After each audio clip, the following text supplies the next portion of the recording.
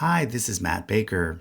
As I'm sure you know by now, Pope Francis has died, and therefore we are about to have a papal conclave, a secret meeting in which the highest-ranking members of the Catholic Church all get together to decide, by way of several rounds of voting, who will be the next pope.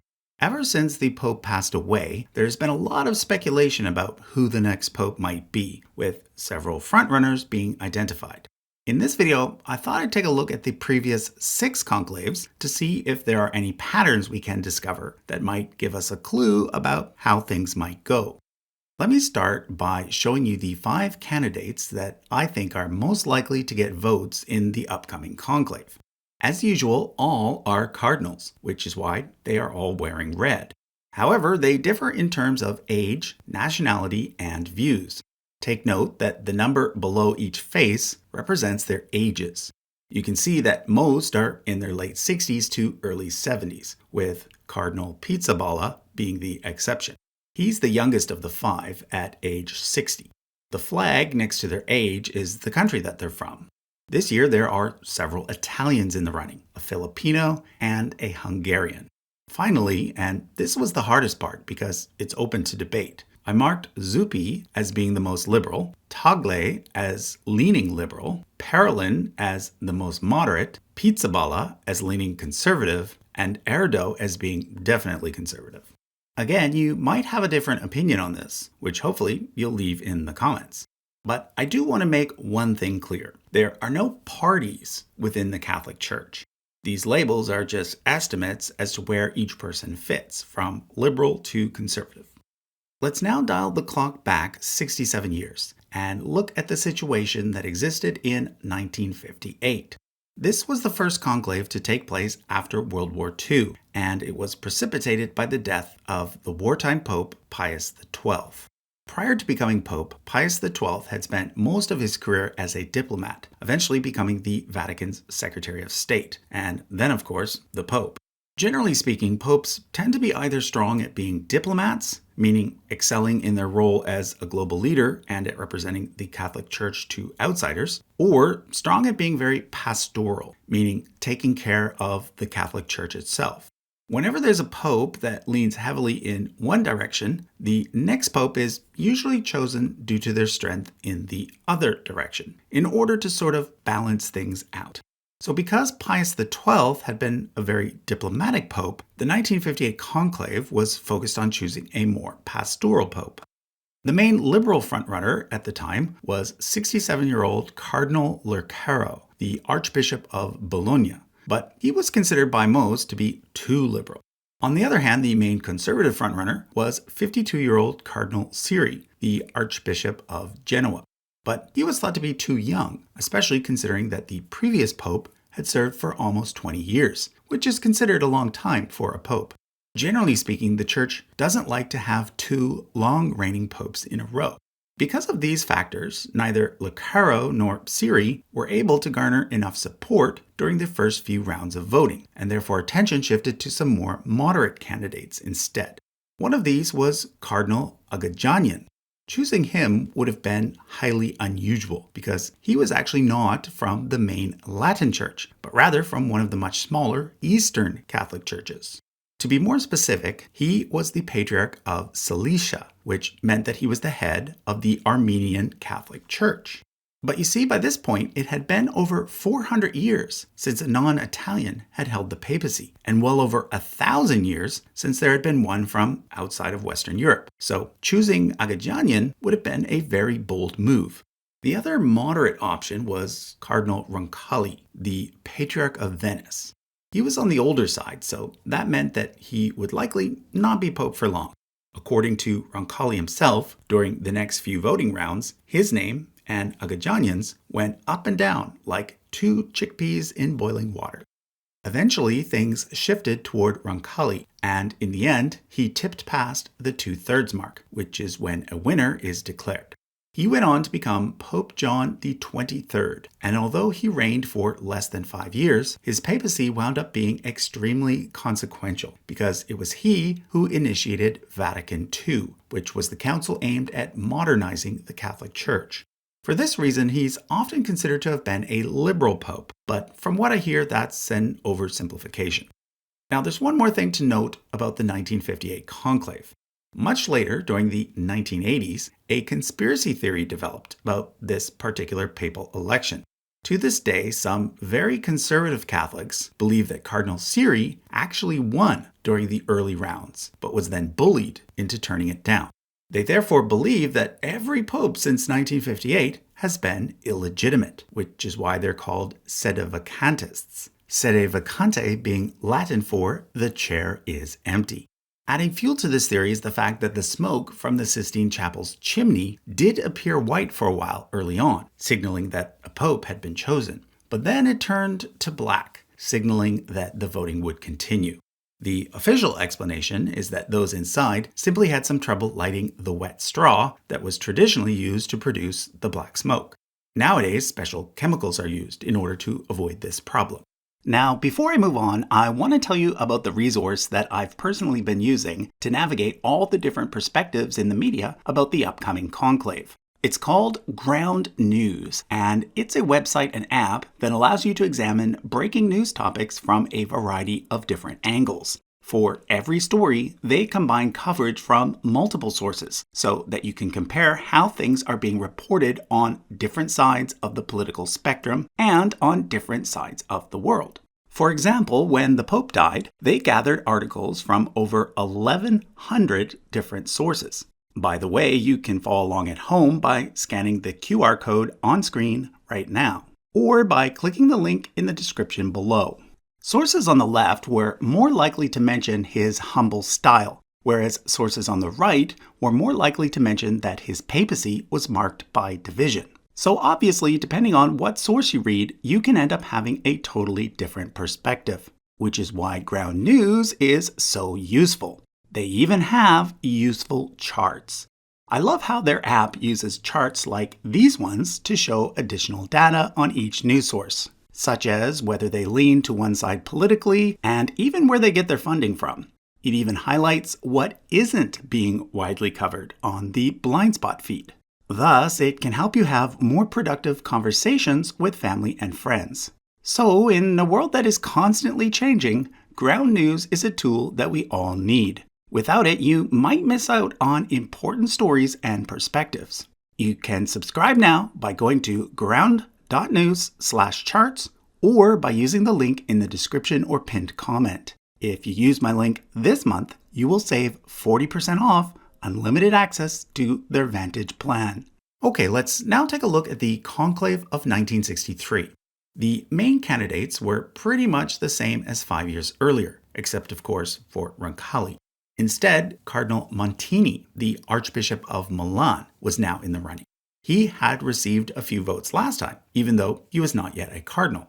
Now, this election was particularly important because while John XXIII had started Vatican II, it had not yet been completed, and thus it would be up to the new pope to either keep things going in the same direction or reverse course.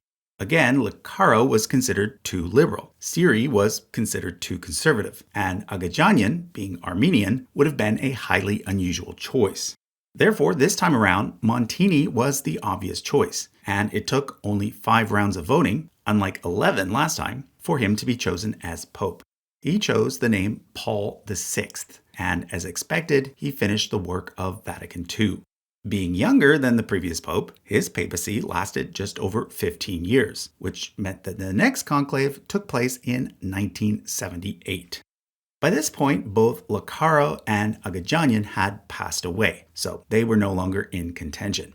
However, Cardinal Siri, the archconservative, was still around, and in fact, he received the most amount of votes in the first round. However, the frontrunner that year was actually the liberal candidate, Cardinal Pignedoli, who had been a close ally of Paul VI. Unlike the previous 2 popes, who had been more pastoral, he was more of a diplomat, and thus would have made for a nice change. His current position was that of head of the Office for Interreligious Dialogue. But, as usual, there was a deadlock between those who wanted the liberal to win and those who wanted the conservative. This time around, the main compromise candidate was Cardinal Luciani, the Patriarch of Venice. He ended up winning, And in order to honor the previous two popes, he chose the name John Paul. But Pope John Paul I served for just 33 days. That's because he unexpectedly died in his sleep of a heart attack. This, of course, has led to all sorts of conspiracy theories. At the time, there was corruption going on at the Vatican Bank, something that came out during the early 80s. So some people think that he was killed because he was going to expose that corruption. The other main theory is that he was killed by liberals because he was going to reinstate the traditional Latin Mass, which had been replaced after Vatican II by services in local languages. So, even though there had just been a conclave in August of 1978, there was a second one in October of 1978. Pignedoli was still a possibility, but this time the frontrunner on the liberal side was Cardinal Benelli, the Archbishop of Florence, who was a bit more moderate. Thus, it was mostly a choice between Benelli and Siri, who now had a fourth chance to be elected. But as we've seen several times already, there ended up being a deadlock between the two sides, and thus a compromise candidate had to be found. This ended up being the rather young and conservative-leaning Cardinal Wojtyła from Poland, who took the name John Paul, like his predecessor, and thus became Pope John Paul II. He was the first non-Italian pope in 455 years, and because he started at age 58 and lived to be 84, he ended up having a very long papacy, about 26 and a half years, which is the second longest of all time, third if you count the Apostle Peter. John Paul II died in 2005, so the next conclave we're going to discuss is that one.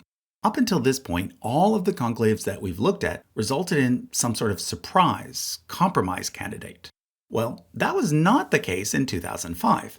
This time around, the clear frontrunner was Cardinal Ratzinger from Germany, a theologian who was a major figure in the Vatican bureaucracy, which is known as the Curia. Neither of the John Pauls had been members of the Curia, so it was kind of time to have a more administrative pope. Plus, since John Paul II had had such a long papacy, the thinking was that it would be good to have a sort of transitional pope, meaning someone old. Ratzinger was 78, so he fit that bill too. Plus, while he was now considered a conservative, he had originally been a liberal, so he sort of understood both sides. At the time, Ratzinger was Dean of the College of Cardinals, and thus in charge of the conclave itself. Deans, although very high-ranking, rarely end up being chosen as pope. But this time, the dean was, and Ratzinger became Pope Benedict XVI. One of the reasons he gave for choosing that name was to honor Pope Benedict XV, who had been pope during World War I. Had John Paul II's papacy not lasted so long, the left-leaning Cardinal Martini might very well have become pope instead. But by 2005, he was suffering from Parkinson's, so this perhaps hurt his chances.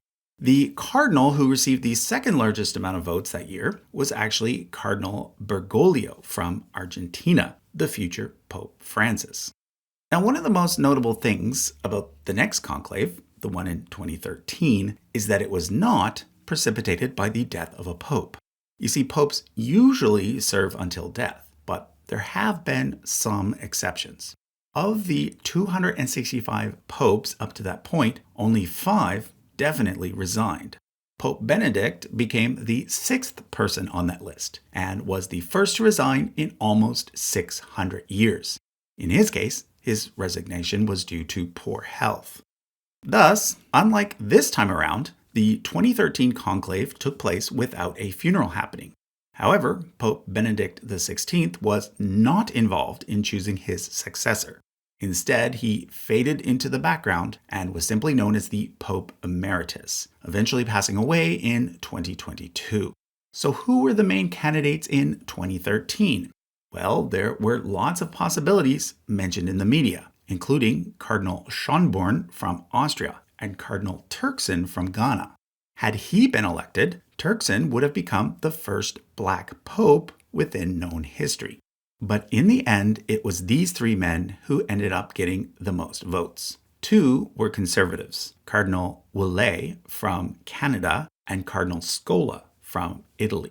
And the more liberal-leaning candidate was Cardinal Bergoglio from Argentina, who had come in second place last time. Failed candidates from previous elections rarely get elected, so no one really expected him to win. But he did, and he became Pope Francis, the first pope to take that name. You see, within Catholicism, there are several orders that clergy and other members can join, such as the Benedictines, Franciscans, Jesuits, Dominicans, and Carmelites. These are not separate denominations, but rather special organizations with special missions. Francis was actually a Jesuit, in fact, the first ever Jesuit to become pope. But he chose the name Francis in order to honor Saint Francis of Assisi, the founder of the Franciscans, and someone known for helping the poor. Pope Francis went on to serve for 12 years and was considered more progressive and pastoral than his immediate predecessor. Okay, this brings us to the 2025 Conclave, the one that's about to begin in just a few days. Once again, there are a lot of names being bounced about in the media. These are the Papal, meaning those considered able to become pope. Technically, Wule and Scola are still Papal, but they are now 80 and 83, so it's unlikely. So like I said at the beginning, of all the many possibilities, I've chosen to focus on these 5. First, there's Cardinal Matteo Zuppi, the Archbishop of Bologna. Luis Antonio Tagle, the former Archbishop of Manila, but now a member of the Curia, and Cardinal Pietro Parolin, the current Secretary of State for the Vatican, a position that's often thought of as being the number 2 position at the Vatican after the Pope. All 3 of these individuals are considered to be more on the liberal side, although I'd say that Zuppi is the most liberal and Parolin is the least. On the conservative side is Cardinal Pier Battista Pizzaballa. Yes, I know, that is a delightful name for a person from Italy to have. He's currently the Latin Patriarch of Jerusalem. I say Latin Patriarch because there's also a Greek Orthodox Patriarch and an Armenian Patriarch, those last 2 not being in communion with the Catholic Church. Finally, there's Peter Erdo, the Archbishop of Budapest, Hungary. So as you can see, there are 3 Italians with a very good chance this year. There hasn't been an Italian pope since 1978, so perhaps this is the year that the papacy will return to its usual spot. Or maybe this is the year that the papacy will continue to move away from its usual spot. After all, the first 2 non-Italian popes in modern times were from Europe. Then we got one from outside of Europe, the first Latin American pope, although he was of European descent. Next, if Tagle were to become pope, we'd have the first non-white pope ever, at least that we know of. As Catholicism continues to shrink in Europe, but grow in places like Asia and Africa, this is bound to happen at some point. But is this year the year? Well, here's what I think. Looking at the past 6 conclaves, the most obvious pattern is that the candidates on the 2 extremes rarely get chosen. This means that Zuppi and Erdo are probably out. Second, new popes are usually chosen in order to contrast with the previous one. Tagle is widely considered to be a sort of Asian version of Francis. In other words, he's very pastoral. Therefore, he might be too similar to the previous pope to get chosen. Both Parolin and Pizzaballa are diplomatic types, so I think it will probably be one of them. Parolin would be the more obvious choice, but as we've seen, the obvious choice usually doesn't win. There's a saying that goes, if you enter the conclave as a pope, you will leave as a cardinal. So in other words, if Parolin doesn't win early on in a landslide, and instead the votes end up being split between him and someone else, we might end up with yet another compromise candidate. And in this situation, someone like Pizzaballa could emerge as the surprise winner. He has the benefit of being a fresh face with experience in the Middle East, one of the places where diplomacy is needed the most. On the downside, he's relatively young and therefore could end up being pope for the next 30 years, which is a big risk for the College of Cardinals to make. Now, if you watched my video last year on how all modern popes share a common ancestor, there's one more thing that you might be wondering. In that video, which I'll link to in the description, I explained the concept of Episcopal Succession and how every pope can be put on a sort of family tree based on who consecrated who at the level of bishop. When we do that, we discover that every pope since the year 1700 can be traced back to just one man, Cardinal Scipione Rebviva, who was born in 1504. All of the papabile in this year's conclave can be traced back to him as well, so the pattern will not be broken. However, let me show you where each of the 5 candidates I've talked about fit on the tree. Perelin and Erdo were both consecrated by individuals who went on to become recent popes. Perelin by Benedict XVI and Erdo by John Paul II. For others, you have to trace them back through several non-popes before you can connect them to the tree. Both Zuppi and Tagle eventually connect back to this guy here, and Pizzaballa to this one. Okay, so that was a look at every conclave since 1958. Let me know in the comments who you think the next pope will be, and/or who you think the next pope should be. Thanks for watching.